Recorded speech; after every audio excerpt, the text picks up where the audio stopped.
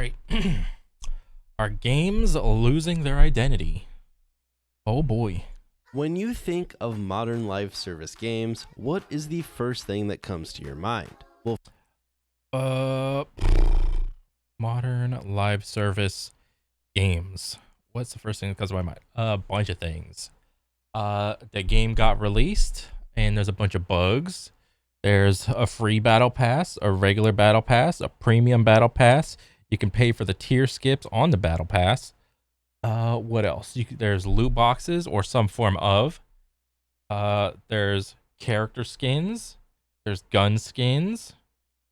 There's charms. What else? There's emotes. There's a bunch of other things. There's different levels of all the skins. There's the regular white ones. There's the blue ones. There's the purple ones. There's the legendary ones. And then there's the mythic ones, which are somehow a couple $100 for some reason for ones and zeros. Oh boy. What else? There's patches. There's balancing changes constantly. Change the meta because gamers get bored unless you jangle some shiny keys in front of them. There's what else? There's a bunch of different things. There's a bunch. for me, sadly, it's microtransactions. There's microtransactions. Skins Yep. and crossover events. And while we have done a whole video on the channel analyzing the effect that live service has had on your favorite games and franchises, one thing that we didn't really dive into in that video was the impact that this specifically had on the identity of those games. So to understand what I mean by the identity, let's take a trip back in time to my favorite gaming generation. The gaming generation that made me fall in love with online multiplayer games, and that was the good old Xbox 360. Oh my god, yes, true, dude. Oh, true. Oh man. Okay, but for me, I think I first became a console gamer with the PlayStation 1 and the Nintendo 64. I don't remember which one was first. Or wait, no. It was the Sega Genesis, that black thing where it was like a, I don't know, some oblong shape for the controller. Playing Sonic the Hedgehog on repeat because I didn't have any other real games to play and didn't know how to, and parents didn't know how to. So yeah, there's a lot of Sonic on the Sega Genesis, and then subsequently a lot of other newer consoles. 360 had tons of different popular multiplayer games, and each of them felt extremely unique from each other in terms of art style and artistic vision. Just taking a one-year snapshot of the most played Xbox game. Okay, we got what we got here. We got Halo 3, top 360 titles of 2008, goated ass year for gaming. We got Halo 3. I'm in the way for a couple of these, but I'll just whatever. Call of Duty 4, GOAT. GTA 4, goated. Gears of War 2 and Gears of War 1. Still fucking banger games. COD World at War, another COD game. Oh baby. Guitar Hero 3, another goated ass fucking game. And all the subsequent Guitar Heroes that came before it. Oh, great time. Spent a lot of time after school playing the Guitar Heroes. Battlefield Bad Company demo. Did not play that. Star Wars TFU. Oh, the Force Unleashed demo. Oh yeah, I do remember that. Oh, Force Unleashed was fucking awesome. Rock Band. Just another good ass game. Trendsetter, actually. Games in 2008 alone, you can see a great variety in the style of games. You had things like Halo 3, which was a sci-fi based FPS, Call of Duty 4, a modern military shooter, GTA 4, Gears 2, World at War, Guitar Hero. All of these games felt like they had their own identity, and each game analyzed by itself had a vision for not only the style of the game, but also the vibe and artistic vision that that game was trying to present. Now, many games, because back in the day, it wasn't. Yes, the new console came out and it was like the next gen console, and so obviously they're gonna try to push the graphics. But a lot of the games on that list he just showed you are, I would say, they pushed more of an art style than realistic graphics. Games during this generation did have skins that you could unlock, or as the generation continued on, even had skins that you could purchase from the store. But even then, they seemed to fit the games that they were in, especially the ones that you were unlocking. Whereas today, more and more things are added into games that completely Nicki Minaj in Call of Duty. And that one superhero chick from The Boys. I forgot her name. clash with the setting or vision of the game, and you don't have to look very hard or long to run into cases of them. Ash is wearing Rhea Ripley's outfit. Okay. And this is Call of Duty. Let's take a look back at Halo 3 or Halo Reach. These games, especially Reach, had a ton of different armor pieces that you could pick from, and all of it felt very quote-unquote Halo in nature, even though you had all these different options that you could pick from. Even in Halo 3's case, where there actually was an IP crossover in the game, which was the Hayabusa armor, which actually is named after Ryu Hayabusa from Ninja Gaiden. I remember that. That was the cool-ass armor that you saw all the cool bros get. Now this armor, there it is, dude. Yeah, this was, if you're a cool kid in Halo, you had this armor. While samurai themed, still very much looked and felt like it fit in the Halo 3 universe, which is sort of in stark contrast to what we might have seen today. There's a good chance that if they did this same crossover today, you might have just seen Ryu Hayabusa copy and pasted straight into the game. Even going back to some of the older Call of Duties of that same time, the camos felt much more grounded and didn't start to get more wacky until directly purchasable skins began to creep into the game. With directly purchasable skins, because it wasn't enough for the game developer to have your grindable unlockable skins for the guns. You had to okay, so the old Call of Duty games, I remember there was all the gun skins that you could grind and unlock, but they were only for the gun skins. There was never any skins that you could unlock for your character, from what I remember. So I guess that was when the COD series decided to just be like, okay, if you want to pay for money for your character to look a different way, even though you cannot yourself see that character, you want to let everybody else know you got like $20, $50, $100 bills taped to your forehead, your dome ski, your belly, your back, your butt, your whatever. Feel free and let everybody know that, so that you can flex on them as hard as you can. You have to give the player to allow them. You have to let the player be allowed to flex their money on the pores. Black Ops 2 being the first time that we would begin to see these. The thing is though that these skins, while not earnable in the game, were actually very reasonably priced, only costing 160 Microsoft points, or about $2 USD. Not only would these... What were these skins? Like, I played this version of Call of Duty, but I don't remember what skins. Give you a skin that you could use on any... Oh, is this Black Ops? They also Black gave you Ops 2? a calling card and unique reticles that you could use on your sights. In today's standards, these were an absolute steal, and I'd argue that in the Black Ops universe, some of these skins even somewhat fit to a certain degree. Oh, how far we have fallen. Now this isn't to say I hate fun and that I don't like cool looking skins or crossovers. I mean, hell, I've bought a lot of the Halo crossovers that there has been, but the question... but do you regret any of it? Do you have any buyer's remorse? That's the real question. The question is, are these hurting the overall identity of the games that they're being brought into? And I think objectively, that answer is yes, even... Oh, okay. So how about this? How about, as a little compromise, or maybe, I don't know, maybe, okay, the idea I was going to propose, but now I'm like doubling back on it, is maybe you allow all the skins and stuff, you allow the skins to be used in regular pub play, but when it comes to competitive play, there's no skins for anything. It's just the same character. Because in essence, what that does is it drives competitive integrity over looking a certain way. Uh, but there's obviously flaws with that. In that, oh, if I really like competitive play, then there's no real reason for me to buy the skins because I hardly ever play pubs. Why would I play pubs if I all I want to do is play the ranked ladder? And if we happen to enjoy bits and pieces of it.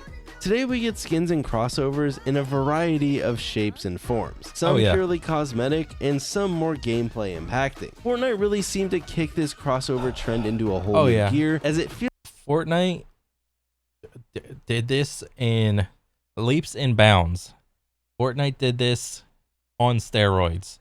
They combed the internet in all ways and tried to figure out what the internet likes, what the internet thinks is cool.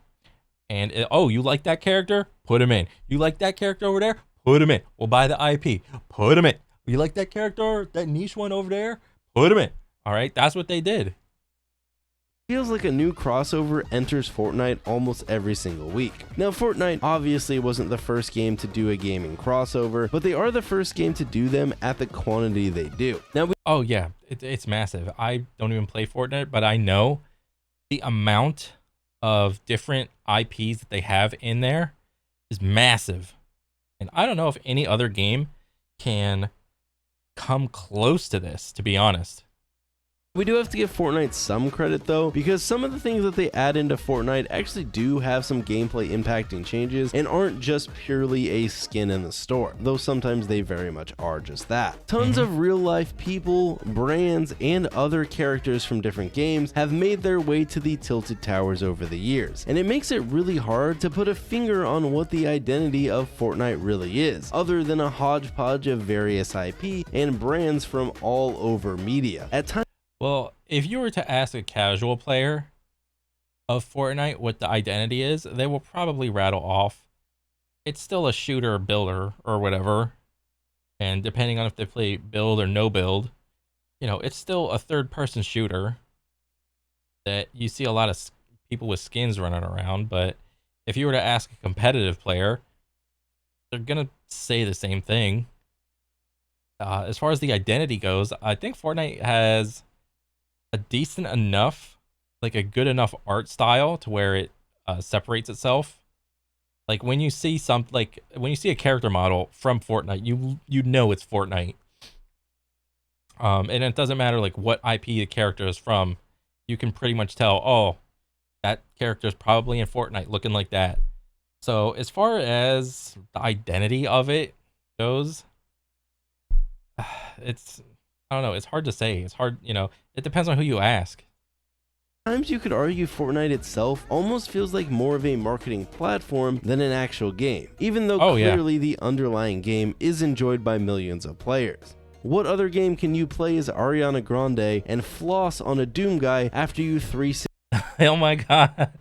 I didn't know these two characters were in here. Oh my god. This is so funny.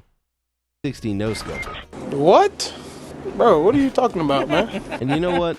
That's probably for the best. Call of Duty is another franchise in recent times that has gotten some criticisms. Hey, some game had to do it, so it might as well have been Fortnite.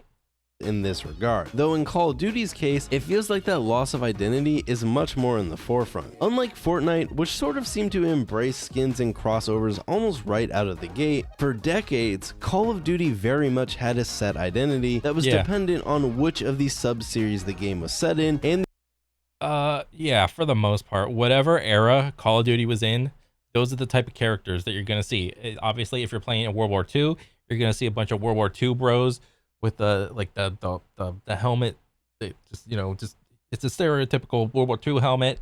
You know, you got a gist of all the idea of the type of people that you would see running around. They're all like in dark brown, tan outfits, carrying M1 Grands and shit. You know, and likewise for what was this, Advanced Warfare or something, Infinite Warfare, where they tried to like shoot forward into the future where drones were like starting to take off, and all of a sudden, ooh, look at all these like rotary choppers with, you know, these like goofy things, and there's just massive amounts of them, You know, this is the future of warfare. The time setting of the game. But today those settings are nothing more than a mere suggestion in the background, as everything from anime waifu skins to the soccer star Messi himself. You could play as Messi in Warzone. Because when I think of Call of Duty, I think of Messi. Oh my god, what is happening to COD? Have made their way into the game as playable characters and skins. Let's take a look back at the older World War II games. Yeah, look at this. You could tell this is just Call of Duty right here. This is some old ass Call of Duty game. This looks like an old ass Russian dude, like back in the day. Got the helmet, or not the helmet, the whatever this is, the hat, the furry collar and shit. It's like, yeah. Like Call of Duty World at War, and just compare this 1-to-1 with a product like Call of Duty Vanguard. When you do this, Vanguard doesn't even feel like a real World War II game. Rather, it's just a Call of Duty game with some World War II skins thrown on top of it for the hell of it. This also goes for the more modern era games like this past year's Modern Warfare 2. The stark contrast in the I actually have no idea. I don't play Modern Warfare 2 or haven't played COD in many years, so this is a new thing for me to be looking at all this. The identity of Modern Warfare 2 from 20. Yes, I have no idea what that guy looked like. He had like a black tux on or some shit, and he moved like a Call of Duty character, but it didn't look like a Call of Duty character. 22 and actually here, Modern Warfare 2. The stark contrast in this guy is fucking up because he is wearing a bright red outfit and he's under lights. So he is just lit up red. He is very easy to see. The identity of Modern Warfare 2. This guy is a tryhard because he was jumping out of the shadows and he wasn't on board when that other fully blacked out skin came out. So this is a nice little alternative to the tryhard skin because this is also all black.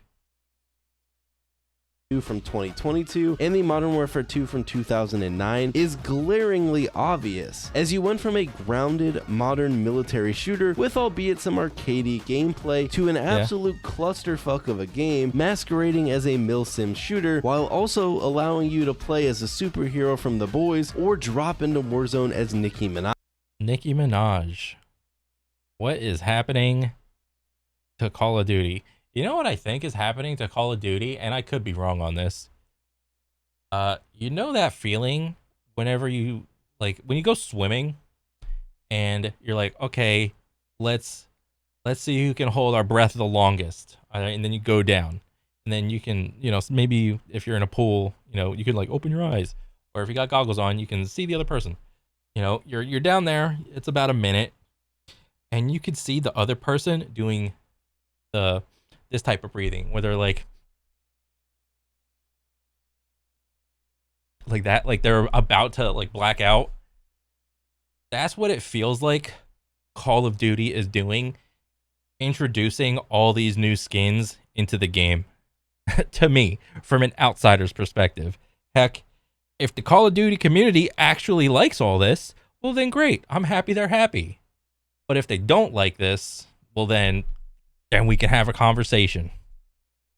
Game identity has been thrown out of the... You could play as Snoop! Oh my god.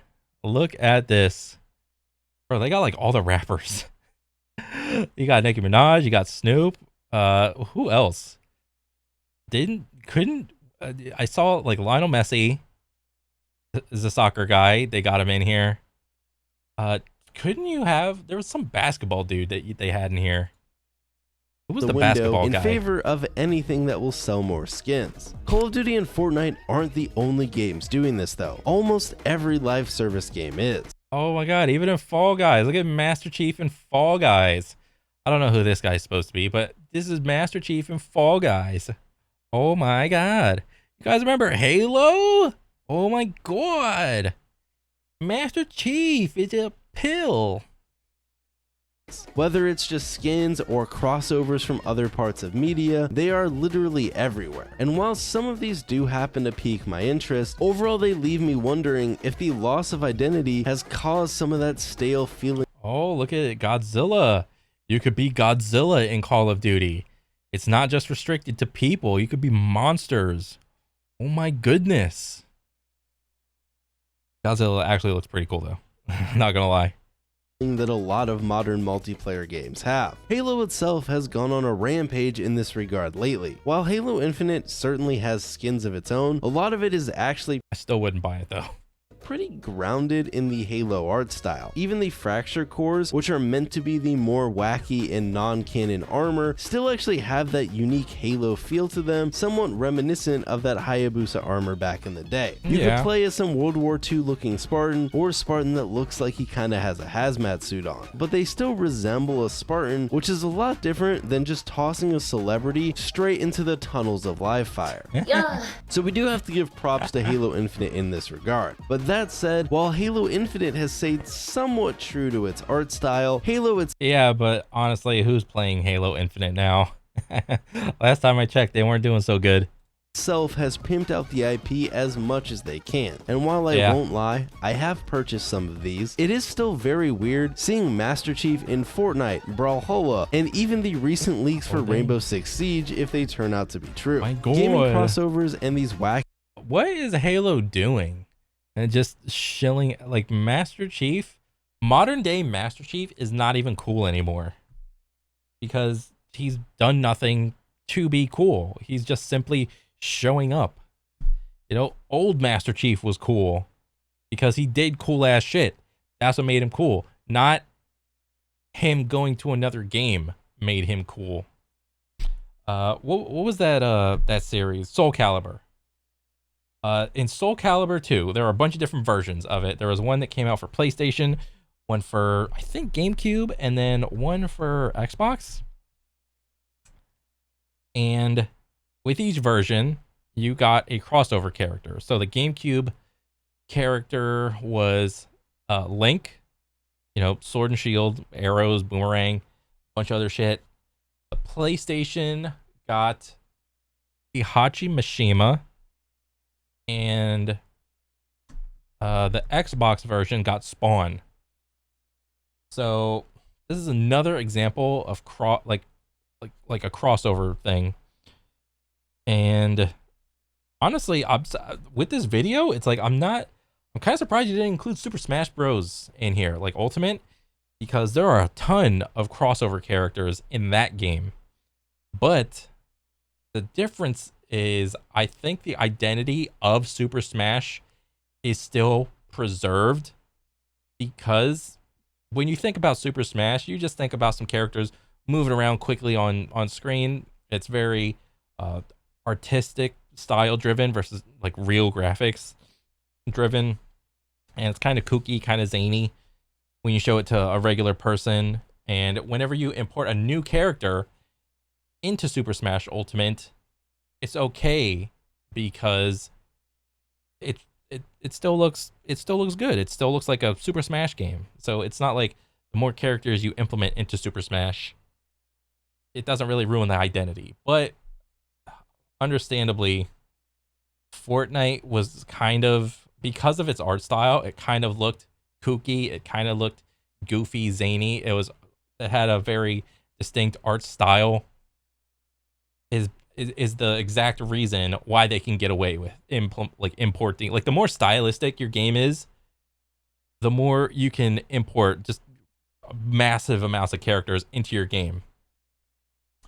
And the more serious, like with Call of Duty, there's always like this underlying serious tone because of it. It's Call of Duty always tries to be a little bit more realistic than the last, but it's still never like photorealistic. And because of that, it's always a little more serious driven. So when Call of Duty tries to do this, it feels different. It's a different vibe. It's not as kooky and zany as Fortnite or Super Smash. It's just a more serious tone. And for that reason, it kind of pigeonholed themselves into doing more serious type characters, you know, like the boys or whatever. Like they have to import more, I don't know, like Godzilla. Godzilla is like not really kooky zany. He's more like serious or whatever. It's hard to describe, but hopefully you guys understand. Wacky skins are seemingly here to stay, as more and more games have gone down this path in terms of microtransactions and customization. But I do find myself sometimes wishing that games were a bit more unique to their identities or true to their identities like they used to be. Yeah. Skins are cool, and skins that fit the theme of the game do a much better job of making games feel unique. But the problem is with the arms race to have the coolest or most insane skins for people to spend their money on, just having some more grounded skins or armor pieces. Well, that title belongs to, as far as I recall, Overwatch, where there were some people on the Overwatch team that said it takes a whole year to make a mythic skin, the $500 or whatever skin, like the big dick one or whatever, couple $100, something like that. I don't think there's gonna be any other game development studio that's gonna try to stake its claim on having the most cool, badass skin when Overwatch is over here saying it takes a year to make the skin, okay? Yeah. Is in the store just isn't going to cut it. And that's going to do it for the video. This one was a little bit shorter. I kind of wanted to talk about this because it feels like there's new gaming crossovers or media crossovers announced all the time, and it's becoming almost hard to keep up with. But I hope you enjoyed the video. Let me know what you think about these crossovers in the comments below. Other than that, I want to give a huge shout out to all the supporters on Patreon. You guys help keep the channel going, and I'm extremely thankful for that. Other than that, I hope you guys enjoyed the video, and I'll see you all next time. Yeah, I mean, this is a great video. Obviously, a lot of these games that have all these crossovers in there tend to be like the multiplayer FPSs. You're not gonna see Nicki Minaj in Elden Ring, okay? You're not gonna see Ariana Grande in Armored Core 6, okay? A lot of the crossovers happen in the multiplayer FPS genre, okay? There's a ton of other games, a ton of other genres where this is literally not happening, and those games and IPs are doing fine. It's just, this is a very genre specific issue. But yeah, I mean, I thought this was a good video, you know, just bringing more eyes to the conversation, more people to just talk about it, you know. That's all, and I think that's always a good thing. So yep, that's pretty much it. That's what I think, and I thought it was a good video. I want to see more. So yeah, and I'll catch you guys later. All right, so take it easy, guys. Later.